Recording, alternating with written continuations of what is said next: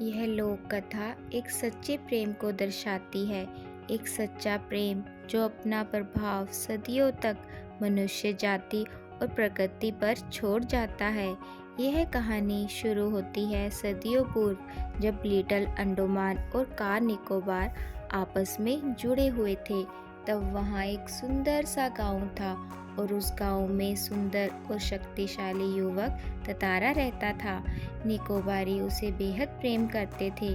ततारा एक नेक, साहसी और मददगार व्यक्ति था। सदैव दूसरों की सहायता के लिए तत्पर रहता था।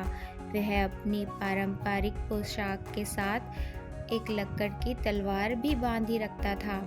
लोगों का मत था कि लकड़ी की होने के बावजूद उस तलवार में अद्भुत दैवी शक्ति है। ततारा भी अपनी तलवार को सदैव अपने साथ रखता था। एक शाम ततारा दिन भर के अथक परिश्रम के बाद समुद्र किनारे टहलने निकला। वहीं पास से उसे मधुर गीत सुनाई दिया। वह गीत की लय में चल दिया। उसकी नज़र एक युवती पर पड़ी जो यह मधुर गीत गा रही थी। अचानक एक ऊंची लहर उठी और उसे भिगो गई। वह हड़बड़ाहट में गाना भूल गई। इससे पहले कि वह सामान्य हो पाती, ततारा ने कहा, तुमने यकायक इतना मधुर गाना अधूरा क्यों छोड़ दिया? अपने सामने एक सुंदर युवक को देखकर वह विस्मित हुई। उसके भीतर एक कोमल भावना का संचार हुआ, किंतु अपने को संयत कर उसने बेरुखी से कहा, पहले बताओ तुम कौन हो? लपाते गांव में तुम्हें कभी नहीं देखा। पर ततारा ने फिर वही प्रश्न पूछा। युवती झुंझला उठी। फिर उसने कड़े स्वर में कहा, ढीठता की हद है। मैं जब से परिचय पूछ रही हूँ और तुम एक ही राग अलाप रहे हो, गीत गाओ, आखिर क्यों? ततारा को अपनी गलती का एहसास हुआ। उसने माफ़ी मांगी। ततारा ने फिर अपना परिचय दिया और उसका भी परिचय मांगा। वाह मीरो, एक रस घोलती आवाज़ कानों में पहुंची। इतना सुंदर नाम, कल भी आओगी ना यहाँ? ततारा ने याचना भरे स्वर में कहा।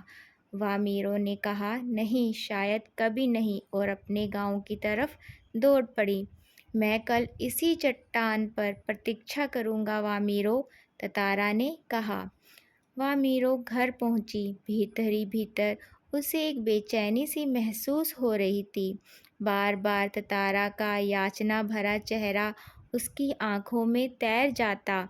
उसने ततारा की बहादुरी के कई किस्से सुने थे और आज उसने उसका अलग रूप देखा, जिसमें वह एक सुंदर, बेहद शांत और सम्य व्यक्ति था। जैसे वह अपने जीवन साथी के बारे में सोचती थी, किंतु दूसरे गांव के युवक के साथ यह संबंध परंपरा के विरुद्ध था।